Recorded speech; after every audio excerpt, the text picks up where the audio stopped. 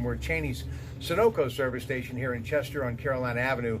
Great family. I've known them for a long time, and we're here to talk about everything that he hopes to do if elected county commissioner here in Hancock County. He's running on the Republican ticket.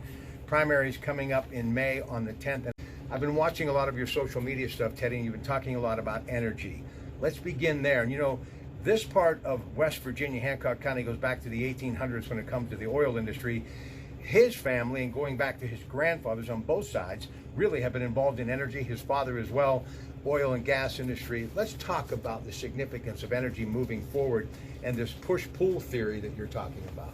Yeah, energy is the future, and we have to find ways to diversify our energy sources here in the United States, and Hancock County needs to get a piece of that. And you know, the county commission can do a lot to promote what we have as far as our resources. You know, we've got a lot of river frontage, we've got a lot of history with oil and gas here. We've got a natural gas plant, Monaca, nearby. There's a lot of things that we can do, not only with energy, but also with manufacturing, utilizing that natural gas supply to do something new.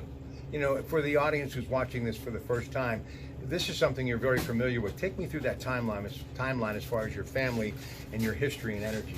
Yeah, I mean, you know, my grandfather was involved with the Arneault plant across the river. He actually constructed some of the turbine engines through General Electric. And my dad's been involved with oil and gas, not only in Ohio and Michigan and Pennsylvania, but also West Virginia for quite some time, before he got involved with the Mountaineer Racetrack. And I actually myself painted oil tank batteries when I was a kid. That was one of my summer jobs. I got $100 per tank battery.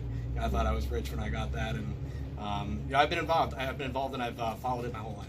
Listen, his grandfather Harvey, going back to those days of Samus and, as he mentioned, Cardinal. But there are some pipelines in this region that obviously can be utilized as well when it comes to energy. Tell me about that. Well, the pipelines are a resource because if we have any open land that we could promote and have available for use, a lot of manufacturing industry could be exploited here. And we could actually make anything have to do with plastics, anything to do with natural gas manufacturing would be a great resource. In Hancock County, with the proximity to the airport and the river frontage, it would be a great place to make those types of emerging manufacturing industries happen here. Listen, he is a believer in jobs and manufacturing and moving forward. If you cast your vote for him, he's young enough, he's able to see it through, and more importantly, help your children and grandchildren pave a way for generational wealth. We're going to come back and talk about manufacturing and jobs first and jobs last, and why his campaign and message is simply to create, build, and expand and grow this region. And when you create more generational wealth and working class jobs, you have better infrastructure, you have better health care, you have better schools, you have better everything.